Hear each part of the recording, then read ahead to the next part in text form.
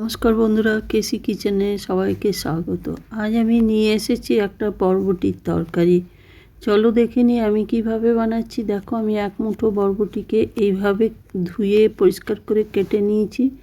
কেটে তারপরে এইদিকে একটা কড়াই গ্যাসে চড়িয়ে দিয়ে কড়াইটা গরম হওয়ার পর কিছুটা সর্ষের তেল দিয়ে দিলাম। সর্ষের তেল দিয়ে দেওয়ার পরে 1 ইঞ্চি দারচিনিকে আমি 2-3 টুকরো করে দিয়ে দিলাম। তার সাথে একটা শুকনো লঙ্কা দিয়েছি। তারপরে 1 চামচের মতো আমি গোটা জিরে ফোড়ন হিসাবে দিয়ে দিলাম। এই ফোড়নটা যত একটু নেড়ে চেড়ে নিতে হবে। ফোড়নটা ভালো করে ভাজা হয়ে যায় ততক্ষণই নেড়ে যেতে হবে যতক্ষণ না ভাজা হচ্ছে। তারপরে দেখো, এইদিকে আমি আদা, জিরে আর কাঁচা লঙ্কা পেস্ট করে রেখেছি। পেস্ট বলতে ওই গ্রেট করে রেখেছি, সেইটাই আমি দিয়ে দিলাম। পুরো ফাইন পেস্ট করিনি, একটা গ্রেটার দিয়ে গ্রেট করে নিয়েছি। তারপর এই মশলাটা ভালো করে আমি কষতে থাকবো। ওরই মাঝখানে আমি কষতে কষতে দেখো পরিমাণ মতো আমি নুন দিয়ে দেবো। ওইদিকে আমার কতটা বরবটি আছে সেইটা মাথায় রেখেই নুনটা দিতে হবে। 1 চামচ হলুদ দিয়ে দিলাম।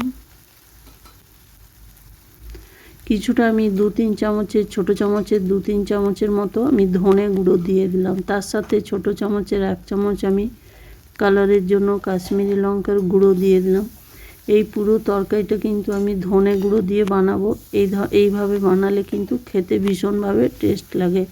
তারপরে দেখো, ওইটার মধ্যে আমি একটুখানি জল দিয়ে দিলাম, না হলে ওটা গুঁড়ো মশলা দিয়ে বানাচ্ছি, সেই জন্য একটু জল দিয়ে ভালো করে আমি আরও কিছুক্ষণ ধরে ওইটাকে কষে নেবো। তোমরা নানা রকমভাবে বরবটির তরকারি বানিয়ে থাকো, একদিন এইভাবে আমার মতো বানিয়ে দেখো। যারা খায় না তারাও বরবটি খেতে ভালোবাসবে। তারপরে দেখো, ওই মশলাটার মধ্যে আমি 2 চামচ বেসন দিয়ে দিলাম। বেসন দিয়ে দিলে কি হবে, এটা কম মশলায় টেস্টটাও ভীষণভাবে ভালো লাগবে।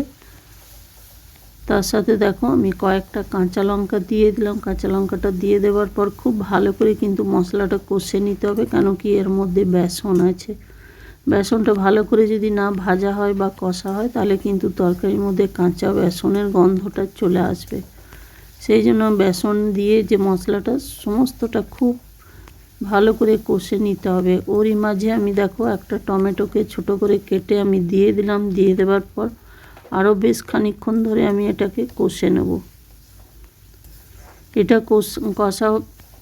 কষতে কষতে একটা খুব সুন্দর বেসনটা ভাজার গন্ধ আসবে, তবেই জানবে যে মশলাটা আমার কষা হয়ে গেছে। তারপরে দেখো, ওইদিকে যে বরবটিগুলো কেটে রেখেছি সেই বরবটিগুলো আমি দিয়ে দিলাম। তোমরা যদি চাও তো বরবটিটা আগে ভেজে তুলে নিয়ে সেইভাবেও বানাতে পারো, কিন্তু তাতে তেলের পরিমাণটা খুব বেশি পরিমাণে লেগে যায়। আমি কিন্তু একসাথেই করে দিয়েছি, যেহেতু আমি কম তেলে বানাচ্ছি। তারপরে দেখো, এটা ঢেকে ঢেকে ভালো করে কষে নেব।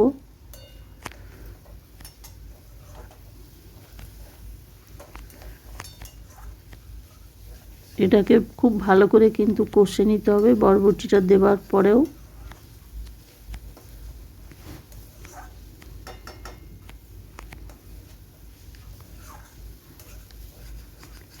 অনেকেই বরবটি পছন্দ করো না। এইভাবে যদি বরবটির তরকারি বানিয়ে দাও তো তারাও খেতে ভালোবাসবে বা তারাও পছন্দ করবে। তারপর দেখো, বরবটিটা আমার সম্পূর্ণ ভাজা হয়ে গেছে বা কষা হয়ে গেছে। এবারে আমি কিছুটা গরম জল দিয়ে দেবো।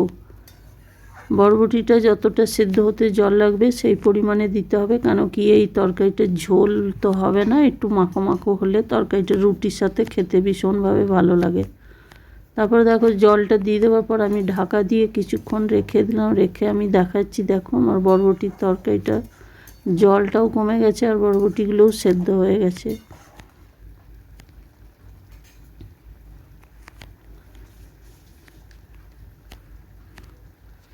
তারপরে দেখো, এর মধ্যে আমি 1 চামচ আমি গরম মশলা দিয়ে দিলাম। তারই মাঝখানে আমি 2টো কাঁচা লঙ্কা চিড়ে নিয়ে দিয়ে দিলাম।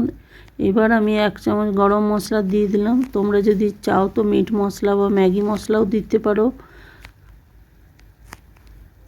তারপরে দেখো, কিছুটা কাসুরি মেথি আমি এর মধ্যে দিয়ে দেবো। এই কাসুরি মেথি, বিনসের মধ্যে কাসুরি মেথি দিয়ে বানালে তরকারির টেস্ট ভীষণভাবে বেড়ে যায় আর খেতে খুবই ভালো লাগে। তারপরে দেখো, কাসুরি মেথিটা দিয়ে দেওয়ার পর আমি আরও 1 মিনিটের মতো একটু ঘেঁটে নেবো বা ঘাটা ঘাটা করে দেবো, কেন কি আমার একটু ঝোলটা আছে, এই তরকারিটা একটু মাখা মাখা হবে। দেখো তরকারিটা আমার হয়ে গেছে। হয়ে যাওয়ার পরে আমি ঢাকা দিয়ে কিছুক্ষণ রেখে দিলাম।